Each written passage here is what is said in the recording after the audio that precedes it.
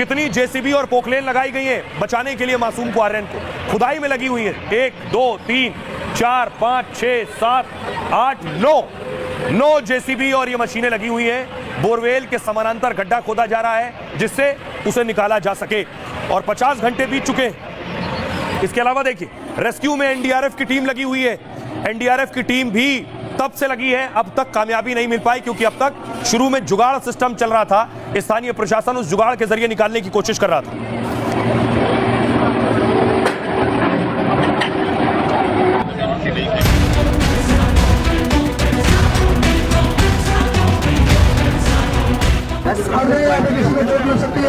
जो काम हो रहा है ये सुबह के 3:30 बजे से काम शुरू हुआ और ये पैरेलल ड्रिलिंग चल रही है। 50 घंटे बीत चुके हैं लेकिन अभी तक दौसा से अच्छी खबर नहीं आई। कई देसी जुगाड़ फेल हो गए। अब जेसीबी, पोकलेन जैसे हाईटेक मशीनों ने मोर्चा संभाला है। ये देखिए यहाँ पर जो ट्रैक्टर है उससे मिट्टी को हटाने का भी काम जारी है क्योंकि काफी यहाँ से मिट्टी निकलेगी। तो कोशिश ये की जा रही है कि अब हर विकल्प पे ध्यान दिया जाए और आप देख पा रहे हैं कि मशीनें लगी हुई है। 5 साल के मासूम आर्यन को बचाने की हर कोशिश हो रही है।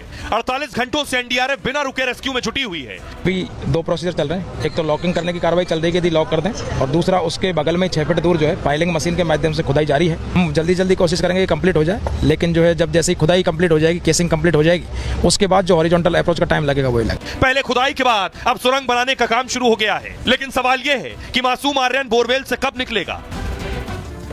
आइए अब आपको बताऊं कि आर्यन को निकालने की कोशिशें हो कैसे रही, कौन कौन सी तकनीक का इस्तेमाल किया जा रहा है और पहले कौन सा जुगाड़ लगाया जा रहा था जो आर्यन नहीं निकल सका।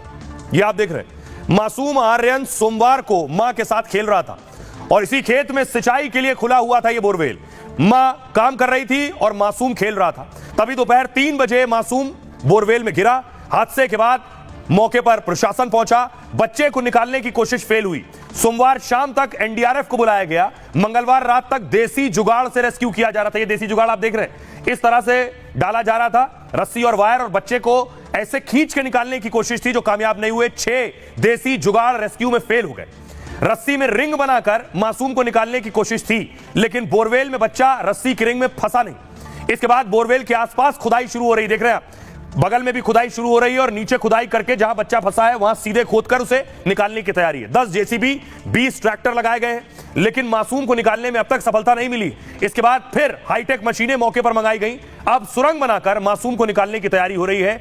बच्चे को सांस लेने के लिए ऑक्सीजन गड्ढे में पहुंचाई गई है। दूध की बोतल और पानी पहुंचाने की भी कोशिश है, लेकिन रेस्क्यू टीम को इसमें सफलता नहीं मिली। फिलहाल बच्चा करीब 160 फीट गहराई में फंसा हुआ है।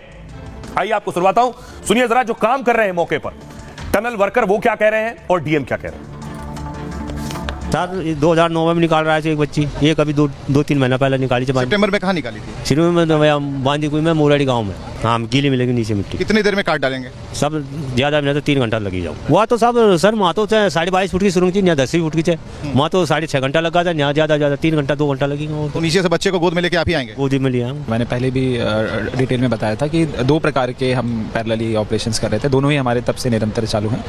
सबसे पहले तो यही था कि हम बच्चे को किसी तरीके से उसके हाथ को या पाँव को हम बांध दें और फिर हम उसको लिफ्ट करने के प्रयास करें, जो है वो अभी भी चालू है। उसमें टिपिकलिटी ये है कि जो बोरवेल का पूरा जो टेरेन है नीचे तक का वो अनइवन है, तो इस वजह से 1-2 बार हम हाथ फंसा भी लिया था, लेकिन हम पेट भी फंसाना चाह रहे थे ताकि किसी प्रकार के कोई चैलेंजेस ना हो और सेफली बच्चा निकल पाए जो है। थोड़ा ये खबरों में आगे बढ़ते हैं। सभी लोग दुआ कर रहे हैं कि